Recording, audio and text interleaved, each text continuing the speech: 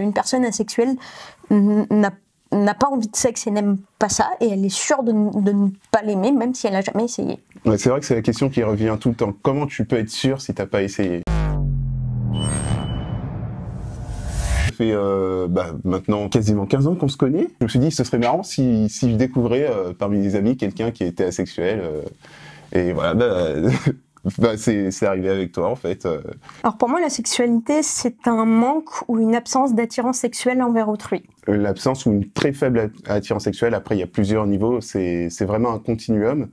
Il y en a qui en éprouvent pas du tout, il y en a qui en éprouvent rarement, d'autres de manière très faible. Quand est-ce que tu t'es rendu compte que tu étais asexuel? En fait, c'est plus dans la deuxième moitié du collège, je me suis rendu compte que petit à petit, en fait, mes camarades et mes amis avaient des comportements, enfin, j'avais l'impression qu'ils jouaient un peu la comédie, en fait, qu'ils exagéraient leurs sentiments envers les filles. Je ressentais pas la même chose que les autres, mais je mettais pas un mot là-dessus. Et je sentais que, enfin voilà, le sexe, ça m'attirait pas du tout, pas spécialement, contrairement aux autres. Et toi?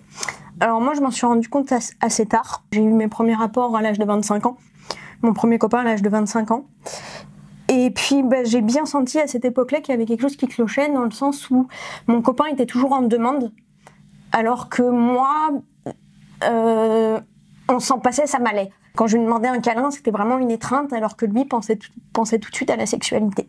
Dans ma famille, ça s'est bien passé, il n'y a aucun souci par rapport à ça.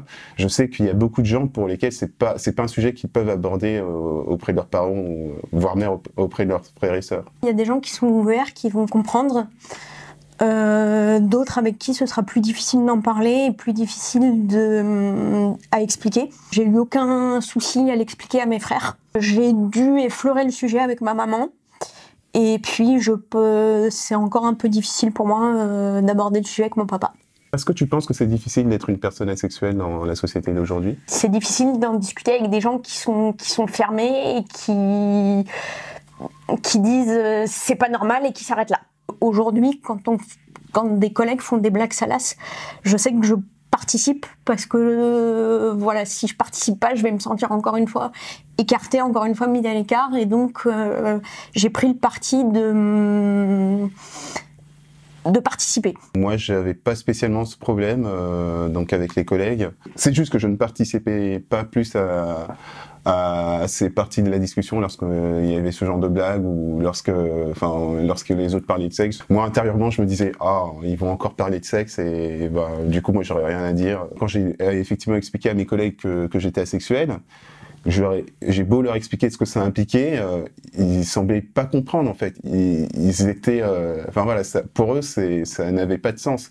Donc ils me reposaient souvent les mêmes questions. Ils disaient mais t'es sûr que tu te masturbes pas, comment ça se passe, quand tu rencontres quelqu'un, des choses comme ça. Et je leur explique non, je suis comme ça, c'est tout. Est-ce que tu penses que une relation entre une personne asexuelle et une personne non asexuelle, ça peut marcher?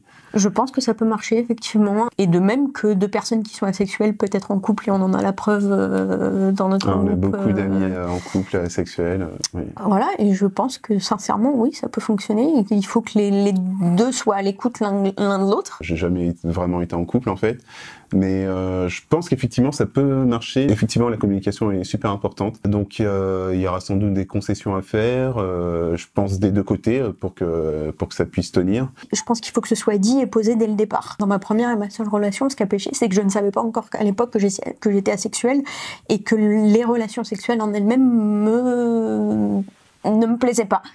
Et donc c'est ce qui... J'ai pas su lui dire que ça me plaisait pas, et je pense que c'est à partir de là que ça a dégénéré. C'est très important pour la personne non asexuelle de partir du principe que son partenaire est vraiment asexuel et qu'elle changera pas. Je pense qu'on a eu des exemples de cas de gens qui se disent oui, elle dit ça aujourd'hui, mais dans quelques mois il changera, ou avec le temps ça changera, mais voilà, je pense que c'est se faire des illusions et il faut partir du principe que ça changera pas. Pour moi, la sexualité, c'est une orientation sexuelle comme l'homosexualité. Il n'y a aucune raison de se sentir différent parce qu'on n'aime pas le sexe. Ça ça peut exister et c'est tout à fait normal. Je pense que c'est important de bien prendre conscience que oui, effectivement, c'est une orientation valide. On peut être asexuel, ça existe.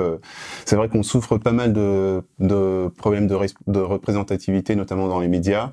Et donc on est un peu, l'orientation invisible. Aujourd'hui, vous êtes asexuel, c'est sous ce terme que vous vous reconnaissez le plus. Et vous êtes la meilleure personne pour savoir si vous êtes asexuel ou non, et que vous êtes tout à fait valide comme ça.